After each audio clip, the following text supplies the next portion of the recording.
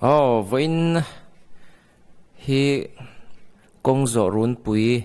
ani somni pasari na alo ni to a Kalaymyo chu kan ti hlei thei to lo ani bermaya kan hriat theu to in martial law an puanga police an che vak to lawa sipai an che tlana sa a sipai hi chu police ainan lo a dewa nor lui chian ni lo wangin kan kian zela tukin lamte po hi kongzo po lak turmu mala om man meu lawa tok phang chu kongzo te han kual na a tam tham pon ni chia lo mun thuma Kalaymyo hi voin hian then ni nen soya a then ta han lama hian group ni deu angin chon Kalaymyo ku lama ni chuan lama khon group khat ang deu in ain then ni om takania kan om na mun kongzo te om na mun hi engtin tinemoni hian an hrengal zela sipai te hi anon thlengal zunga ti khan tlan che pa in kong an zon ni deu berme kongzo tu te hi police anga lo ton luya lo ti lui ve chi khan ni lo sipai ho chu i an a fal bi ka ti ngai nan om thlot lo ni bera chu wang chuan a thei ram chuan ken ram an min hmuwa om lo ram kha kan tum ta bera tukin po hi hei hetlai hi Samyo ta han bazar atang ani chuan lama chu thak char Samyo kher thak khania kong pui zawla ya po kalngam lo ti hian kher biru theyang bera an kalkwal tak chung hian tuna po hian hei si pai ho kilaya anong kal chulai chuan thleng to ti kha chanchin reda wangin ti hianin an omdara athen biru thei an biru ho mai na tur nei chu ti khan ho ngala henglai vela hian tap ta la then chu heta hian keipo katlan ho ngala in ka thlen rei lo te a helai hmuna hian police sipai ten ron thleng ngal ani an rang vet khop mai kan dar man lawang ti hlom khop mai sipai in an man thei man an du to a tin kanom khom hian mu thei lo shim to ni mi panga ai tam om khom oi lo ti khani tlata wangin rei kanom khom thei lo ani bere dalkar khat le ti don chu kongzo nan hian hun kongzo tu te hian an mang ve man mai ome amaro chu a rei lo kha kan du chan ni lawa khovel min muwa media ten tu na hian thlan la ve zela media phola na tan khole khovel min muwa kong kon zo ni sipai sarkar hoi hen kan lunga oi lawani kan na ngam ri lawani kan thla muang ri lawani ti kan lan tir du na kha ani mai wangin a rei lo lama khan kan buai ta hran lawa ho tu te hian the tiang hen rom man nan siama ti hian lau chung point kan ti angai sia ti lawin ti hian ina om mai to tai la che mi puite kan min to kan tuk tol ne to kan lama an tang the to do ne ti kha min ti dan tur vel kha ni le wangin chung chu kan du lawa thei top choin thalai rolte akal ho chin te po hi alana chin te pon ni ve tong thi po tul sela thi huam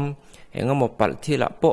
eng chu tiang khatiang lo tok don po ni la tiang chu tiang I huam chin kha an ni deuh vek to ni te poina langa nui suai pa kalvel kha chu mu turan wang tok homai ti kha tukin jing voin tahan le a chevel kongzo kan han update thei chun te chu ni mai ta sela voin hian nimin pi alama boral ta Kalaymyo Martyr masaber pasal tha kha vuiliam ani a vuina hmuna te ka han kalve a ni leng deuh thoin hun kan han manga chung te chu kan thlir hawanga chu tiang thlir ho pa in news engamo ka hriat te ka han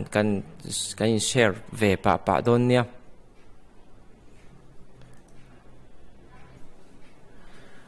ole tuna kanom na hi Kalaymyo industrial zone ania hei hi Mizoram lama tangaron kalchuan Phaizol karon lut tran chi a khelaya Kali University kan han per thale deuh hleka kilometer khat vela kongpeng alo oma chulai chuan industrial zone ti hilo oma chumia chuan pen phei tur nia he industrial zone hi adin na po kumtam alani lawa kumsom nufa vel chau hi alani karingani he khwa hi amaro chu thil tam tak siam chuana motor lampang chi siam chuana mun ani awangin a khwa hi thang chakin achunga hian na thok tam tak an omani he khwa hi industrial zone hi kan hriat thena tu kan hriat thiam thena tur chuan haimol kongkal thin kan omani chuan haimol jip kan tiang chi khatiang chi howan siam chuana mun kha ania helai hian zin miu mong nimin pia loka boral ta ni thum nia ka hliam achua pan ka hliam ta kumsom pariat mi vuina kha vuina hian man turania tun tak hi dar khat le mini somli panga borvel ania dar ni la ni chia lawa mun sang atangin thalai rualte anon phone khoma nu le pa po tam tak mu turan om keini naman ni nam ti om lo nam sang te kan phone khoma ko le la ye mi zawe chu e kha e ti po om hek lo ni poina chuan kan tor da na in chen veka mi pui thanem tok tak kan pung khoma mi pui hei zozai hian nui mel mu tur wang khop mai chu vuina kan thil kan din munania anma ni hi chung ko khosa thei tak an ni lem lowa ama zimiu mong hi an nu le pa ten na an rin chan kumin timailani kuma metric pass lim lol ania huai ema anu te point apa te point kalto su tia andan point keini thalai rualina he democracy tana kan beilo ten tuin nge beyang kal lo the kan ni lo mien tlem lu tuk ke ka kal lo te chuan ti tlat mi ania kal tranga atopa chuan hetiang hian ka atok ta ni Kalaymyo atanga Martyr hmasa ber kan ti thei mai ome tun tum revolution atan chuan Kalaymyo atanga Martyr hmasa ber ania a hlutak seta he athisen anun chan nun tha phiala athil ti hian omzia nei nge yang ti po kan ring tak zetani atia kan huang hian mi pui anon phone khoma mun ran atangin ti hian tuna hian hi ma ruai tu te ania khut lama khwan arwang aron chau mek boka ati hian kutzung tang pathum vor kangin lek chuakin ati hian kong kan zo thup mai ni ain vuida na hian kol hoin vuina hian kalakal ngai bik lova hay hi ka voi khat kal ve na thau na mar chu mi thi zong hi hetianga ti vek hi ni chuang lawa hei chu athiro pui ema athi na hi big thil ani tlata wangin Kalaymyo tona industrial zone hemi khwa hi semmu zong hi kan helani ki tikhian thui fe kan kal kuala dar kar don kanan hela khwa hi khwa kha ruangin thian helani chuan chumi zo lama so ta a phum na tur hmuna thlan hmuna kan vakal le a tikhan mun sang atangin ama ral na turte an khon khoma mani theyang angin chumi hena pek tur pek pedutan pek thei tiang chi tele mitlom ngai fal deuh ten aral na turte hi khonin khatiang khan ma an lani ral na te po engamo zat amu tura an chung te hen dong tura ngai la be sei pui bok tai la chuan keini main chu tiang kan ti chuan an ma ni kol ho phei chuan an be na sangotin ka ring ani ral na satak voina hen ral na sum le pai tam tak an don po rinania maro chu ke a top kheng kom talawa ni sabok nen ka infit lawa ken kan kalrei lu tukha ka chawa top thleng kom thei talawa ti hian kan thlir pa nga thir pa hian engamo nimin lama thil thleng televoin lama thil thleng news engamo ka han update pha anga in lo ngai thapa mai don niam Kalaymyo chunga social punishment chung ko khaten an tuara singlin ale achung te heng hi hemi te chung ko hianin sipai ho ne na information an lo pethin ni om takin an soya CDM atel sarkar na thokte an lo hek kwala tikhan an lo man tir thin ni a soina chu tiang te wangchuan an omna ong mingla block ten an veng atang an pet chuaka chuan taphan ai an tia sulai Kalaymyo pel pheilok tamukong phe ason sulai sonin taphan ai kho ama chumi kho chon lu an tuma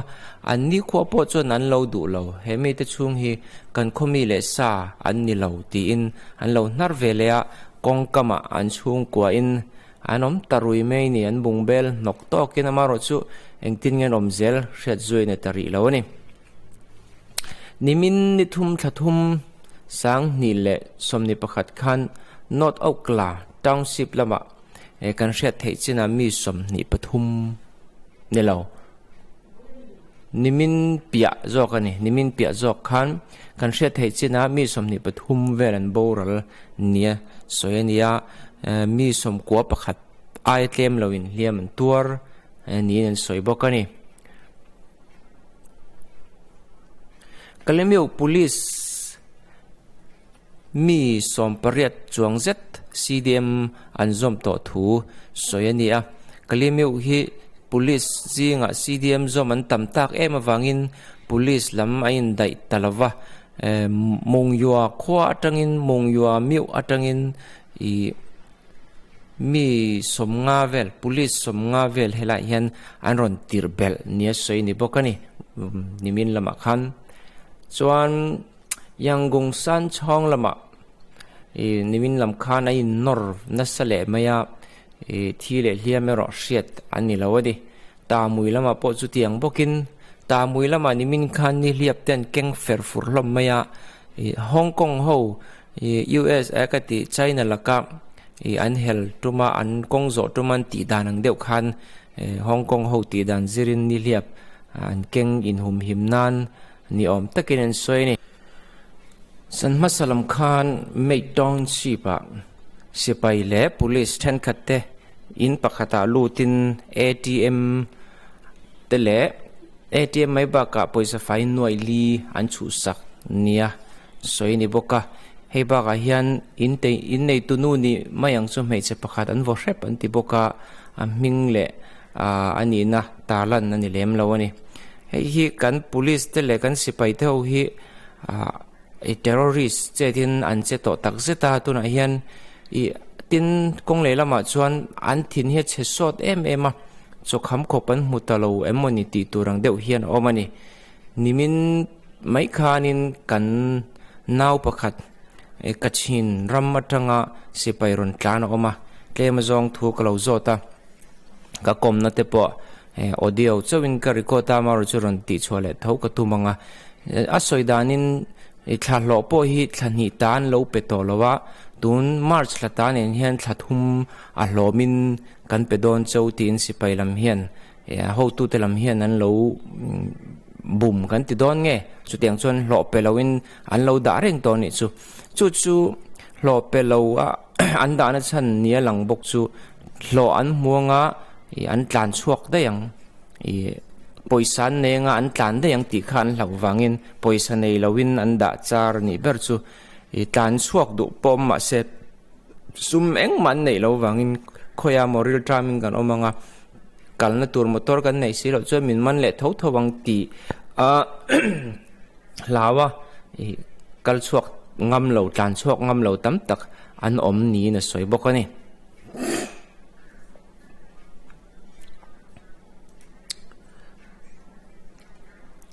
nimina khan Mandalay lama chezini nula thau thang thatak mai an ka lum kha nimin lama khan an vuina siam ania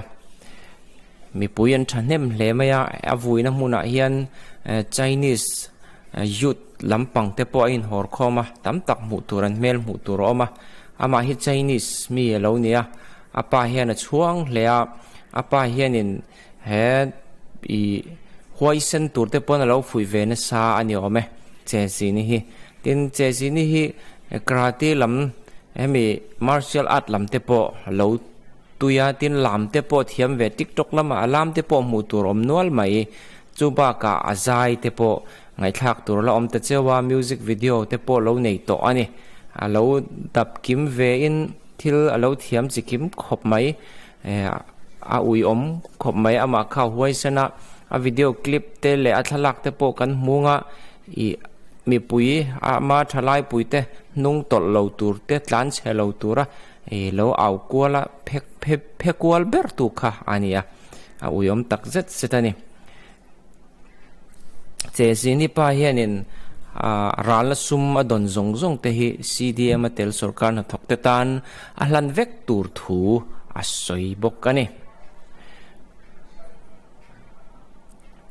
nimina po voin lama po Mandalay lama chon kongzo an thanem le maya nimin lama po thanem tak an ni voina po thanem tak an tam ter telamoti turang hian oma nimin tuk jing lam deuh te khan Mandalay khopui chunga fighter panga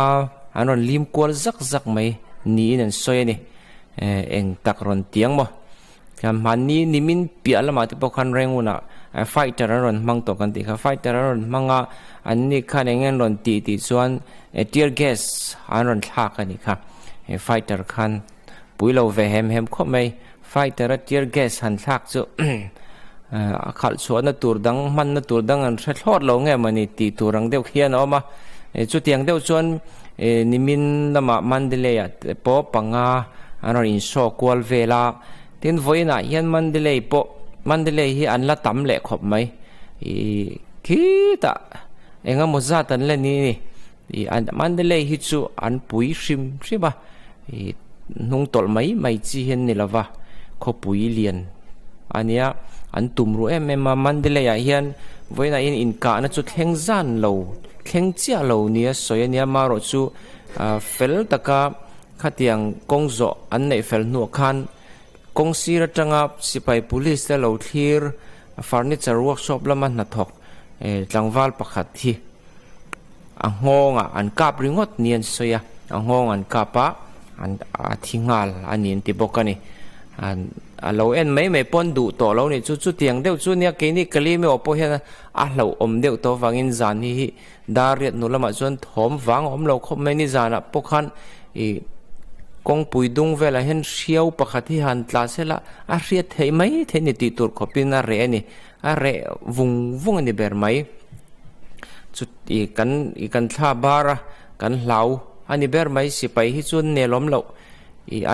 at ti du om lo emei kan tiang chi te poi sipai jan ti du zela ati tak om lo emei kan ti chi te po an ti tak zel tho in sum theinan nei to lowa ni china kan soyang deuh khanin hlo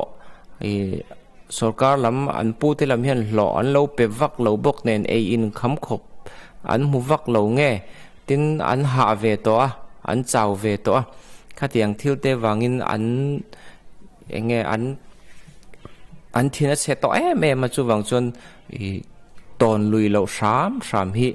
a thaber mai ni chung te wang chuan kain veng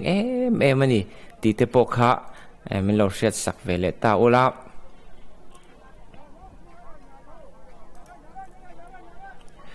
zan hmasa khan Myanmar rama actor lar tak u cho tu anti kha an ina keini Burma rama Sailen te chon cho tu chu hrelo kanom lawang actor lar tak ane wangin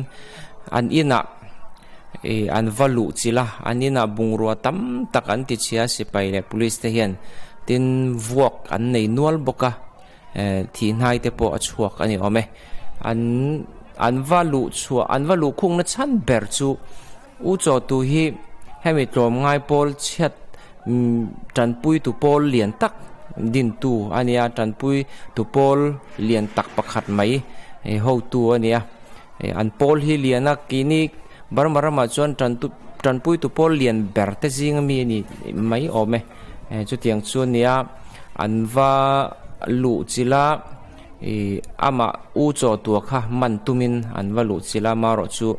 an man thei talo ama lo om lo hlo alo om lo alo riak chuak alo in thiar filim ani chu chung te wang chuan in man in na om talo ani suam mangangin an va che ni chu an huat na chan ber nia lang chu kan hnunga khan thu chu asiama sipai chung le police chung te reng atan pui to lo tur thu te kha thu chu asiama tin hemi tuna rengun khu chunga hliam tur ang chi zong te tan pui na apea motor nen atan pui kwal renga chung te wang chuanin an huwa ni berang chu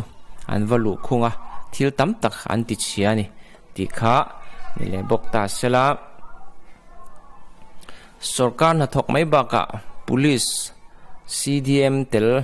tam tak anom zela nimin lam khan ri khodar khwa ri dil omna ri khodar khwa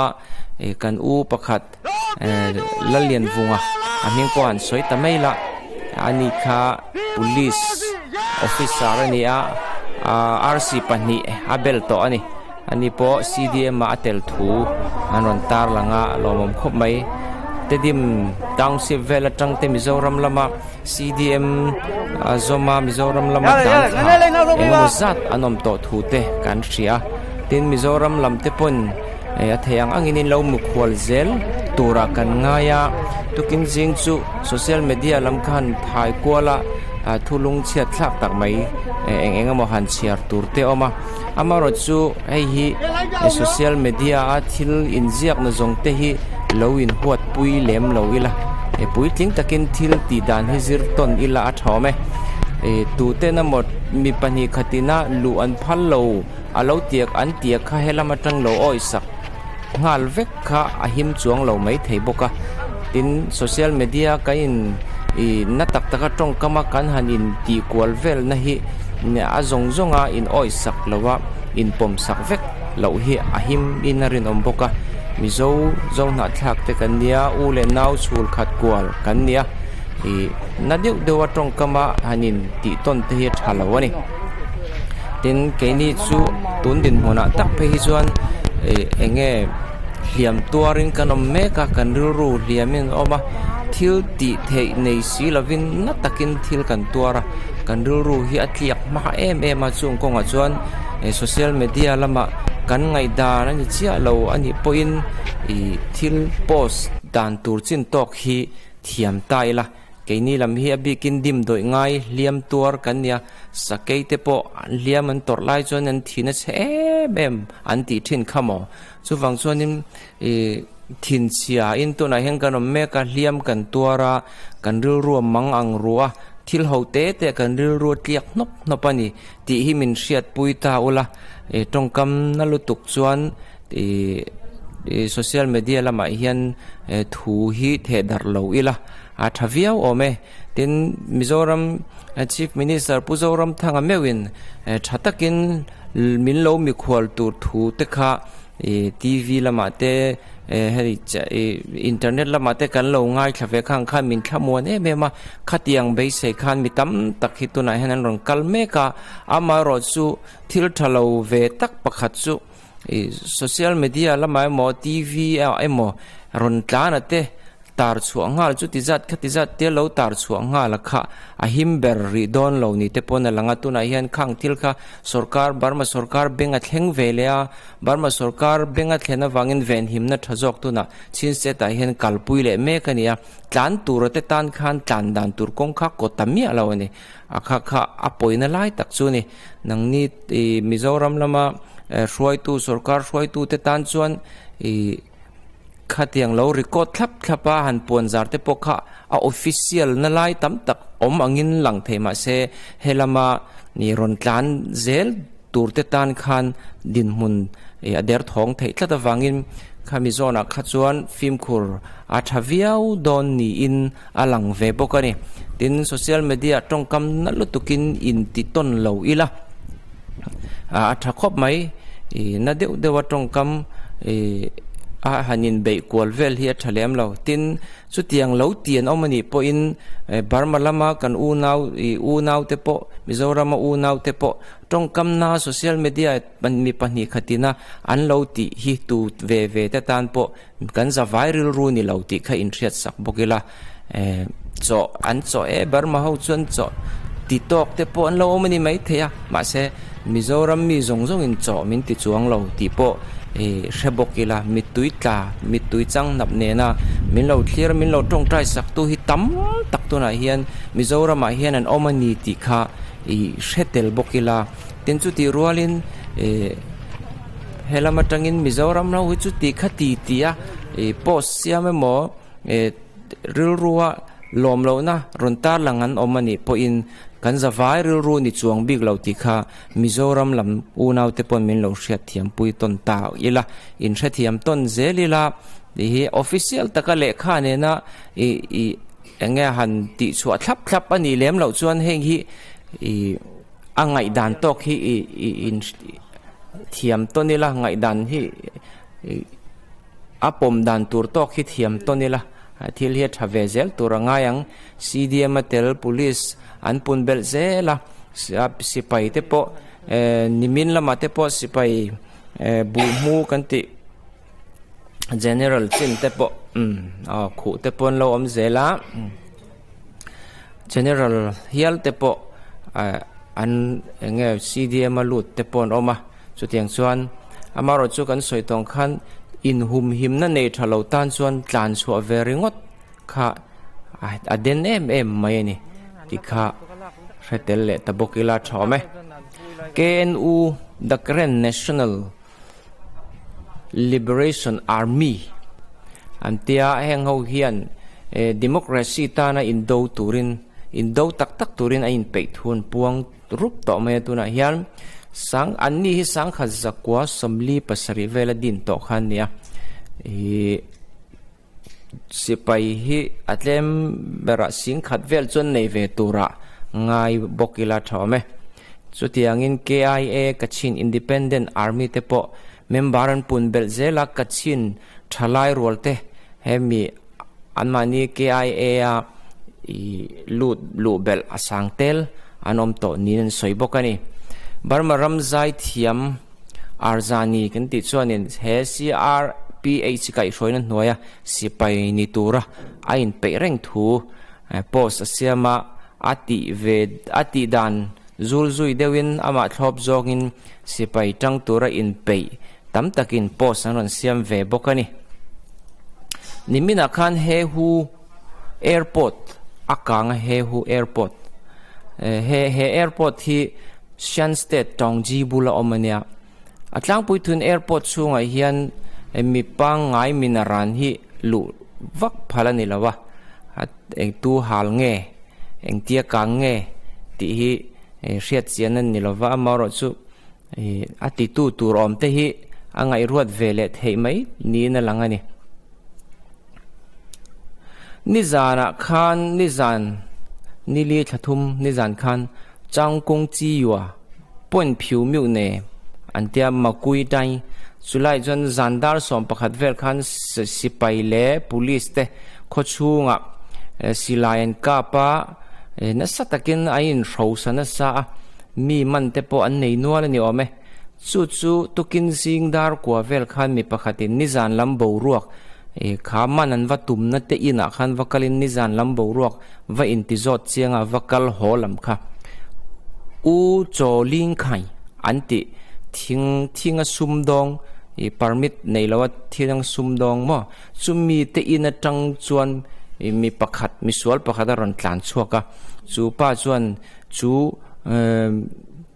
thilwa zot chiang pa choron vita abula pahni te po chemin ron vit boka mi pahni an thi ni ome pakhat chu athiri lo ti ni chuan an ruang hi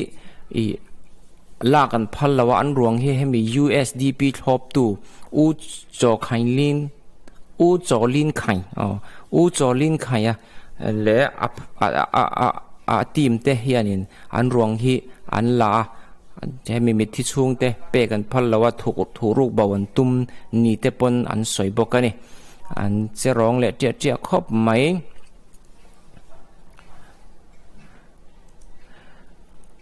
nimin pialama khan not au kala kha in ka na mun khania mitam tak thi na mun khania nimin lama mi puipung khom an tlem pha chuang lova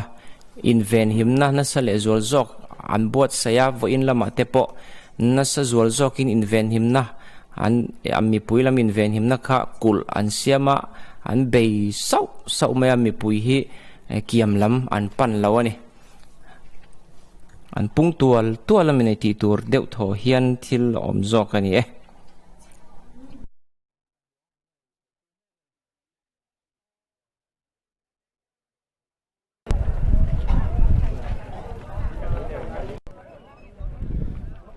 chana khan mi tam tak an hole to ngak rei to lu to ka chu wang ni mai thea o ta khan ruang rong kal me ka ni thim chho mu mai voin ni anga vui tunga hi chu Kalaymyo hian an om alarin om lawani nimin pia nimin lama khan rengun veng then khata pon fen nu hawen an pon fen an zara police te sipai te anon kal ngam lo na an tia ai kol ho dana chonin si pon fen noi lu hi I mal som don lo na ania an ser mai ni pon fen mai cha pon fen noi lu hi ke ni mi zo pa jon atul le kan sin maya maka kan ngai lo vio nan ni jon makan ngai khop mai nimin lama chu tiang chuan an tia vo in lama ve thung chuan ai ril le zual zokin nu ho in an underpen ho an phor chuaka konga an zar le thua bai ni thil ti dan te po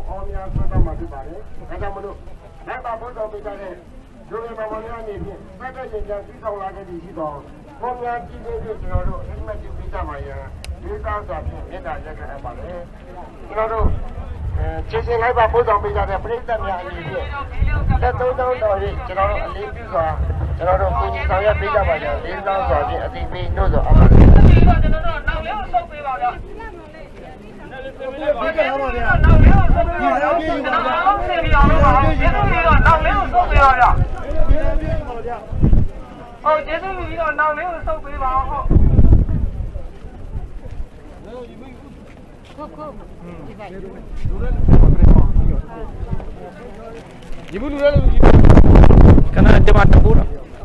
ngele dapur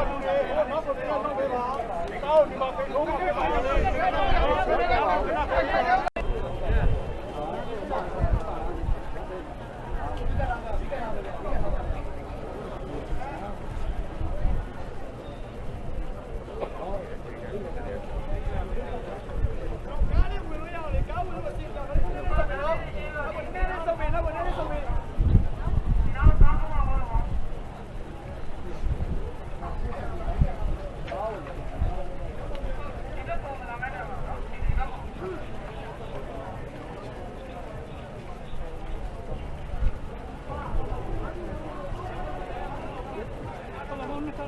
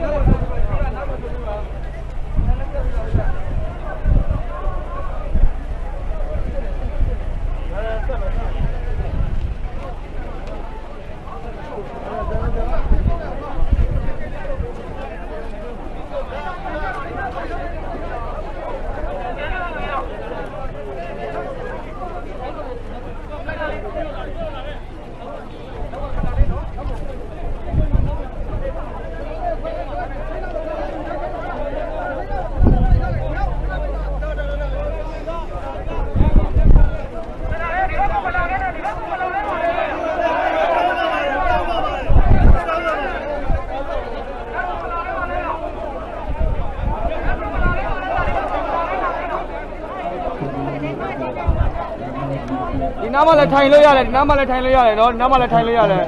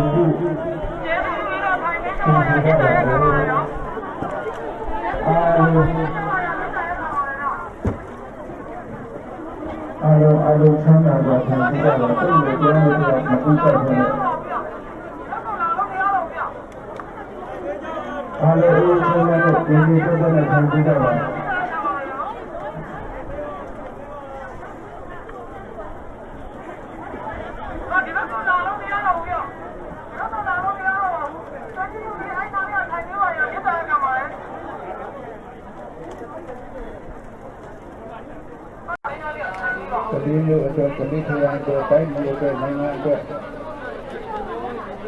Halo, kami lelaki minum na, yang aku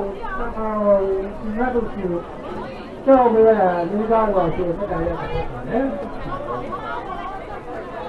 Halo, halo, kalau dah kalau mana tu pak, jangan aku halo ni cakap dia, kita kenal. Tapi kalau yang ni dah waktu saya dah ya. Halo, kalau kalau nak, kita saya dah. Tapi kita tak apa ya.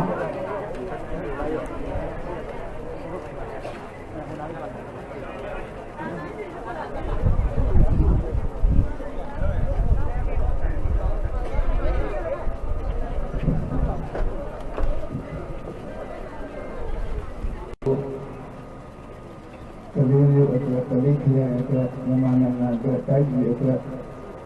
atau pintu di rumah.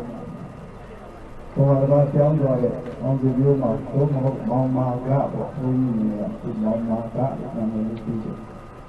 Mau masak tu layak di desa kalau di orang lu, itu ayam tu. Dia kalau tanah di dalam tu ayam tu, ayam kau kata tu lagi.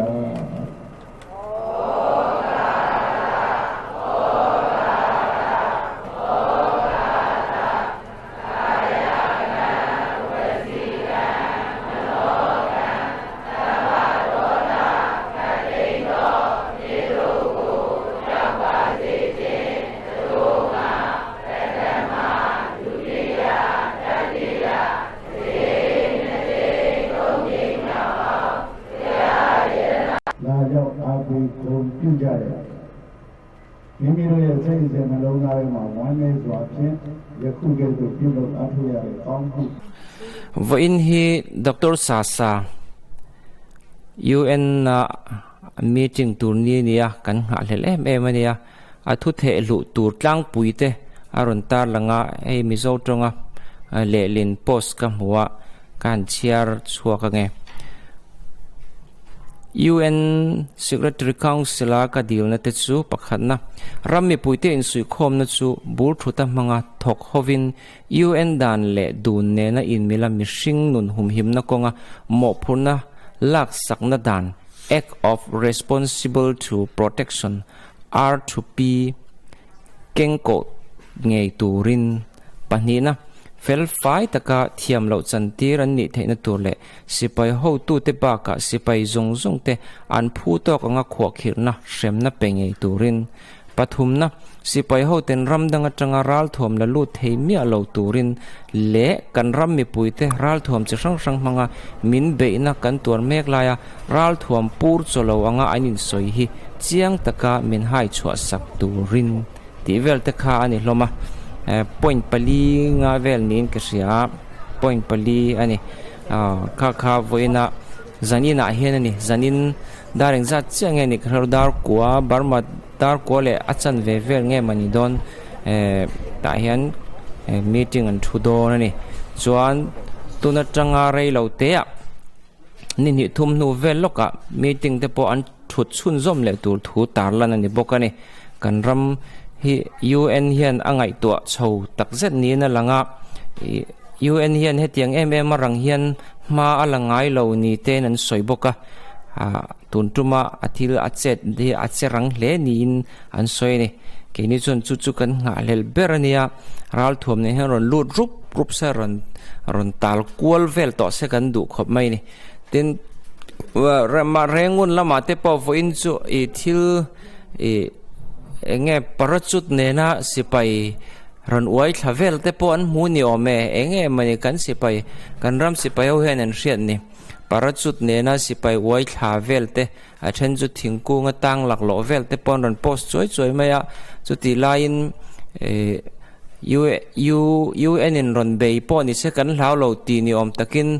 thlona ka thlak na silai nena khoi mo an lo in ral ring vel lai te po thalak mu turom zeu maya lo bei le ve na sa chon tum ni ome UN hiron lut ma se kan hlau lo reng an ti ve ni om takani chung chu